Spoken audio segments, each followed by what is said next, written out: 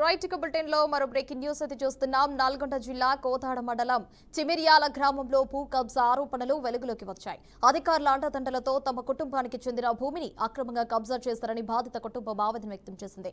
గ్రామానికి చెందిన కొత్త సత్యనారాయణకు సర్వే నంబర్ 119లో 2 ఎకరాలు 20 గుంటల భూమి ఉంది. అయితే అదే గ్రామానికి చెందిన కొందరు వ్యక్తులు అధికారుల సహకారంతో ఆ భూమిని కొత్త నాగమణి పేరుతో అక్రమంగా నమోదు చేసి కబ్జా చేసినట్టు బాధిత కుటుంబం ఆరోపించారు. ఒకే కుటుంబానికి చెందిన భూమిని పత్రాల్లో మార్పులు చేసి మరి తెలివిగా తమ పేర్లకు మార్చుకున్నారని బాధితురాలైతే చెప్పారు. తమకు న్యాయం చేసి తమ భూమిని తమకి ఇప్పించగలరని సంబంధిత అధికారులను కోరినట్టు కూడా బాధిత కుటుంబం తెలిపింది. ఇది ఎట్లా సాధ్యమవుతుంది? ఇది ఒక్కటి మీకు నేను ఎవిడెన్స్ చూపిస్తున్నానండి. ఈ పొలము మా తాతయ్య మా అమ్మకి పసుపు కింద రాసినటువంటి ఒరిజినల్ డాక్యుమెంట్ అండి. ఎప్పుడంటే ఇది రాసింది 1987వ సంవత్సరంలో. ఇది కొంచెం చూడండి, మా తాతయ్య అమ్మమ్మ వీళ్ళందరూ కూడా సంతకాలు పెట్టి రాసినటువంటి డాక్యుమెంట్. అయితే కుటుంబ పరిస్థితులను బట్టి ఇది మేము 2022వ సంవత్సరంలో అమ్మిన మాట వాస్తవం. వాళ్ళకి అబద్ధం చెప్పవండి, మేము అమ్మాము.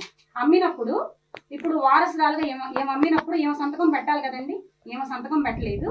ఈమె తర్వాత నేను కదండి, నేను సంతకం పెట్టలేదు. మేమిద్దరం కూడా సంతకం పెట్టకుండా వాళ్ళ పేరు మీద పాస్బుక్ శాంక్షన్ అయిందండి. ఆ శాంక్షన్ అయినటువంటి పాస్బుక్ ని లోన్ పెట్టేసేసి బ్యాంకులో లోన్ తెచ్చుకున్నారండి.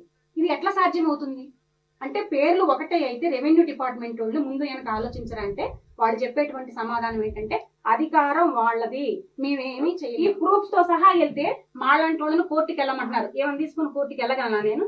ఈ వయసు ఎంత కోర్టుకి వెళ్ళడానికి? నేను కోర్టుకి వెళ్ళి వచ్చిందాక ఏం బ్రతికుంటుందా? అంటే అనుభవించొద్దా ఇంకా తన జీవితంలో? ఇదే జీవితం ఆ పొద్దుగూకులు?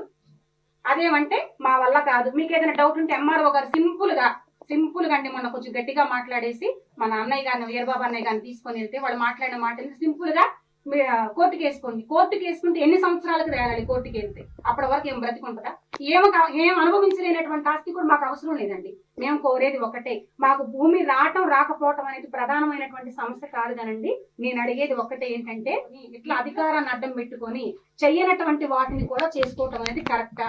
ఇది ఒక్కటి మీకు నేను ఎవిడెన్స్ చూపిస్తున్నానండి. ఈ పొలము మా నాన్నగారికి నేను ఒక్కదాన్ని, మా అన్నయ్య వాళ్ళు ఇద్దరు చచ్చిపోయారు. మా అమ్మ దగ్గర ఉంటున్నా. నేను ఉంటుంటే నాకు మా నాన్న 2 ఎకరాల పొలం ఇచ్చిండు.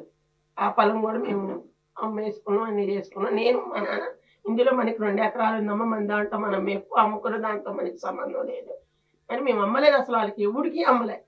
వాడు మరి ఎట్లా చేసుకున్నారో ఏందో ఆ పాప పుణ్యం అంతా భగవంతుడికి ఎరక వేశారు. సరే అన్నయ్య మా భూమి ఉంది కొద్దిగా, మరి మా అమ్మకి ఆరోగ్యం బాగలేదు, మరి మేము ఏం చేసుకోవాలా అని మేము పోయి అడిగినామండి.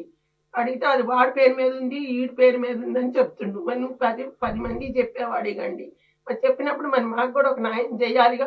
నా పిల్ల ఎంత లెక్క తిరిగి నల్లగొండ చేసిపోయింది మా అమ్మని, మళ్ళీ ఎంఆర్ ఆఫీస్ చుట్టూ తిరిగిను, ఎన్ని డబ్బులు ఖర్చు పెట్టుకున్నాం. నీకు బాధ్యత లేనప్పుడు ఇంక మాకెందుకండి, మాదేదో మాకు కొద్ది న్యాయం చేసి పెట్టండి.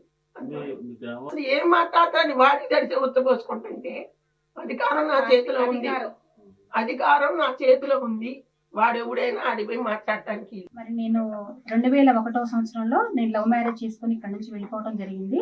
అంటే కులాంతర వివాహం చేసుకున్నానని చెప్పేసి ఎవరు కూడా నన్ను మరి రానివ్వకుండా నేను గుంటూరు వెళ్ళిపోయాను. ఎవరు రానివ్వకుండా మాట్లాడుకుని ఉండటం వల్ల నేను గుంటూరు వెళ్ళిపోయాను.